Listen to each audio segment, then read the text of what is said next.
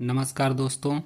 आज मैं आपके लिए सामान्य विज्ञान के महत्वपूर्ण प्रश्नों को लेकर आया हूं, जो आपको रेलवे के आगामी परीक्षाओं के लिए काफ़ी महत्वपूर्ण है। कृपया इस चैनल को ज़रूर से ज़रूर सब्सक्राइब कर लें ताकि इस तरह की वीडियो प्रतिदिन आप तक पहुंचती रहे। आज का पहला प्रश्न है, भारत में प्रत्यावर्ती धारा मेंस की आवृत्ति कितना है? तो भारत में जो प्रत्यावर्ती धारा की सप्लाई होती है उसकी आवृत्ति 50 हर्ट्ज होती है। सही आंसर बी। अगला प्रश्न है, कनेक्ट करने पर दो आवेशित पिंडों के बीच कोई धारा प्रवाहित नहीं होती है यदि उनमें एक समान हो। अर्थात दो आवेशित पिंडों के बीच अगर कनेक्शन किया जाए तो उनके बीच कोई धारा प्रवाहित नहीं होती है। ऐसा तब होता है जब उन दोनों पिंडों पर विभव समान रूप से हो। तो इसका सही आंसर हो जाएगा विभव। उनमें एक समान विभव हो तो कोई प्रकार की धारा प्रवाहित नहीं होती है। जैसा कि मैं आपको बता दूं, धारा प्रवाहित होने के लिए विभव का अंतर होना जरूरी है। अर्थात उच्च विभव से निम्न विभव की ओर विद्युत धारा प्रवाहित होती है।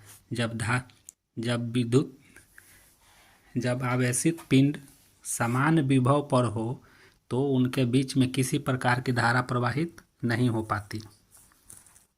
अगला प्रश्न है, चालक का विशिष्ट प्रतिरोध किस पर निर्भर करता है? तो किसी भी चालक का विशिष्ट प्रतिरोध चालक का लंबाई और चालक का अनुप्रस्थ क्षेत्र पर निर्भर करता है। सही आंसर डी हो जाएगा। अगला प्रश्न है, इनमें से कौन सूर्य के प्रकाश को सीधे विद्युत ऊर्जा में परिवर्तित कर देता है?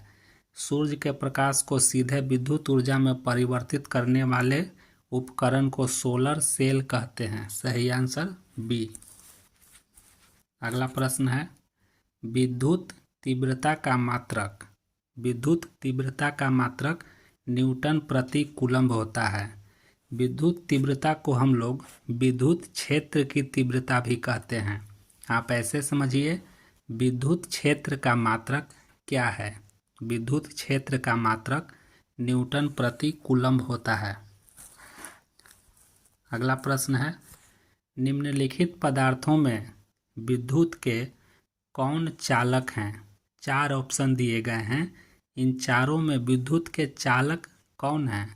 तो विद्युत के चालक एल्यूमिनियम है। सही आंसर डी। अगला प्रश्न है, निम्नलिखित में से कौन सी विद्युत का सबसे खराब चालक है? खराब चालक का मतलब है कि जिससे विद्युत इतनी आसानी से पार नहीं होती। 4 ऑप्शन दिए गए हैं दोस्तों, एल्यूमिनियम, कॉपर, आयरन और कार्बन। तो खराब चालक की बात की जा रही है, तो इन चारों ऑप्शन में सही आंसर हो जाएगा कार्बन।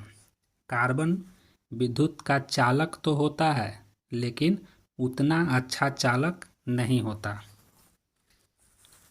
अगला प्रश्न है, किस अम्ल का उपयोग सीसा संचायक बैटरी में किया जाता है?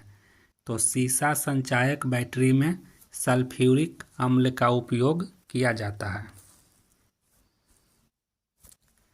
अगला प्रश्न है, किसी वस्तु में अति चालकता तब प्रकट होती है जब इसे निम्न ताप तक ठंडा किया जाता है।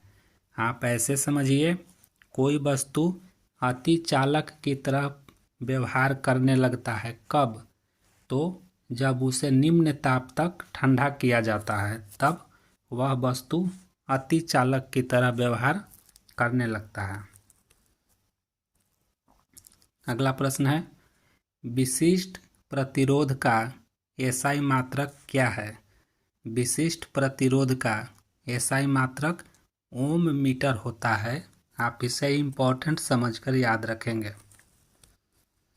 अगला प्रश्न है, विद्युत आवेश का मात्रक क्या है? विद्युत आवेश का मात्रक कूलम होता है। सही आंसर बी। अगला प्रश्न है, किसी विद्युत परिपथ में 24 वोल्ट की बैटरी लगी है तथा 60 ओम का प्रतिरोध लगा है।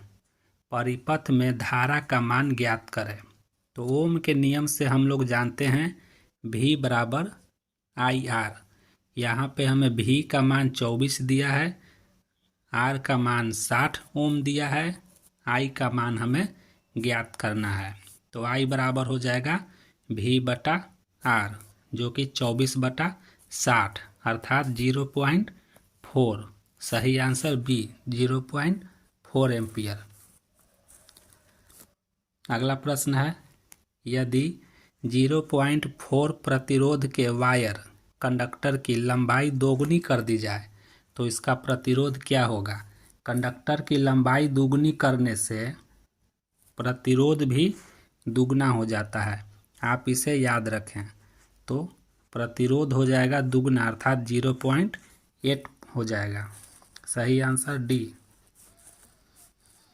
अगला प्रश्न है, शुष्क सेल की क्षमता कितनी होती है? अर्थात शुष्क सेल की विभव कितनी होती है? तो इसका विभव होता है 1.5 वोल्ट। शुष्क सेल जिसे टॉर्च में या ट्रांजिस्टर में प्रयोग किया जाता है उसकी क्षमता 1.5 वोल्ट होती है। अगला प्रश्न है, जो कि एक न्यूमेरिकल है। आप इस वीडियो को पॉज करके इसकी व्याख्या सहित दी गई है, आप इसे बनाएं।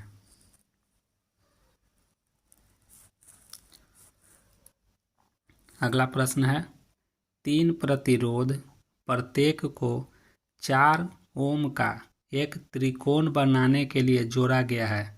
2 टर्मिनल के बीच प्रतिरोध कितना होगा? 2 टर्मिनल के बीच प्रतिरोध होगा 8/3 ओम। इसकी व्याख्या भी दी गई है, आप वीडियो को पॉज करके इसकी व्याख्या समझ सकते हैं। अगला प्रश्न है, विद्युत अपघटन के नियम किसके द्वारा दिए गए हैं? विद्युत अपघटन के नियम फैराडे के द्वारा दिया गया है। सही आंसर ए।